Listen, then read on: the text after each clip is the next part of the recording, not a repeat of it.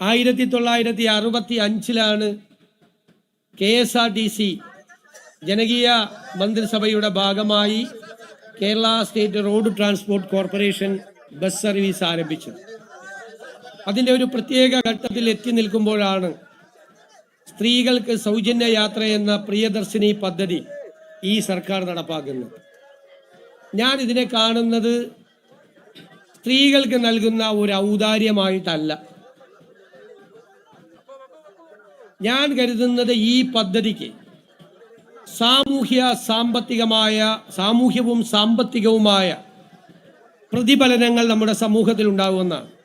Socio economic impact. സാമൂഹ്യമായ പ്രതിഫലനം എന്ന് പറയുന്നത് സ്ത്രീകൾക്ക് അഭിമാനത്തോടു കൂടി സർക്കാരിൻ്റെ ഒരു വണ്ടിയിൽ യാത്ര ചെയ്യാൻ കഴിയുക. അത് സൗജന്യമല്ല. ഞങ്ങളുടെ സർക്കാർ, ഞങ്ങളുടെ വാഹനം, ഞങ്ങൾ ഇതിലൂടെ യാത്ര ചെയ്യുന്നു.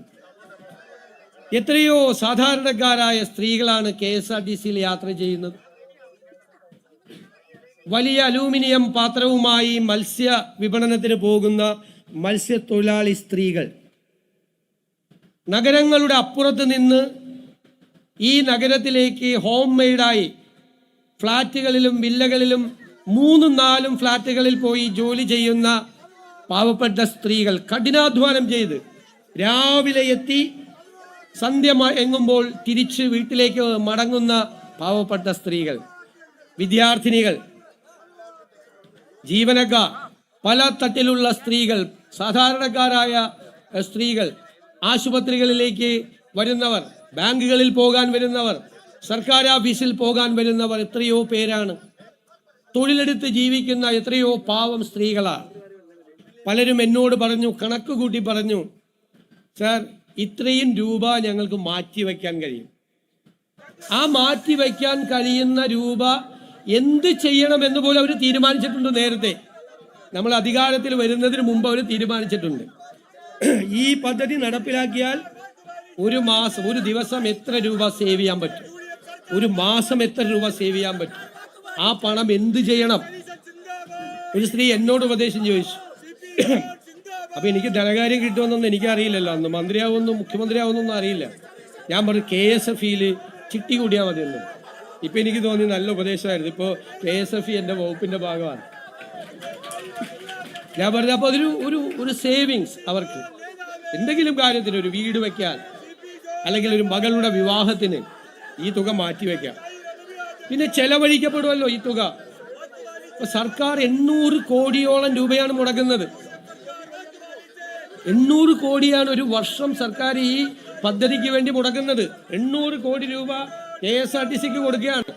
അല്ലാതെ KSRTCയെ സാമ്പത്തിക പ്രതിസന്ധിയിലാക്കി നിങ്ങൾ കൊടുത്തോ എന്നല്ല പറയുന്നത്. പക്ഷേ എനിക്ക് ഗതാഗത മന്ത്രിയെ കുറിച്ച് ഒരു ആത്മവിശ്വാസമുണ്ട്, അവരുടെ ടീമിനെ കുറിച്ച്.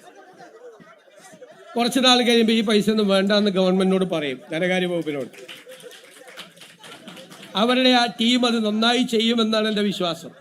KSRTCയുടെ വരുമാനം അവർ വർദ്ധിപ്പിക്കും, ഒരു സംശയം വേണ്ട. ഈ പണം നമ്മുടെ കേരളത്തിൽ തന്നെ ചെലവഴിക്കപ്പെടും. ഈ പണം പല കാര്യങ്ങൾക്കായി ചെലവഴിക്കപ്പെടും.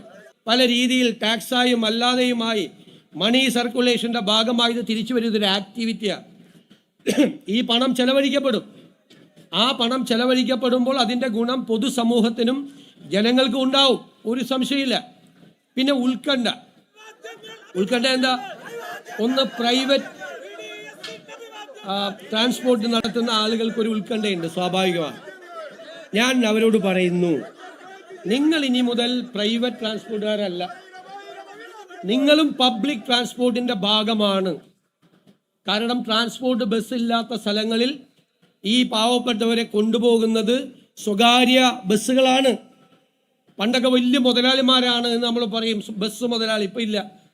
ഇപ്പം ബസ് മുതലാളിയായിട്ട് വീട്ടിലിരുന്നാൽ ബസ് വേറെ വഴിക്ക് പോകും. ഒന്നുകിൽ കണ്ടക്ടറായിട്ട്, അല്ലെങ്കിൽ ചെക്കറായിട്ട്, അല്ലെങ്കിൽ ക്ലീനറായിട്ട് വണ്ടി കയറണം മുതലാളി കൂടി. ആ ഒരു കാലമാണ്.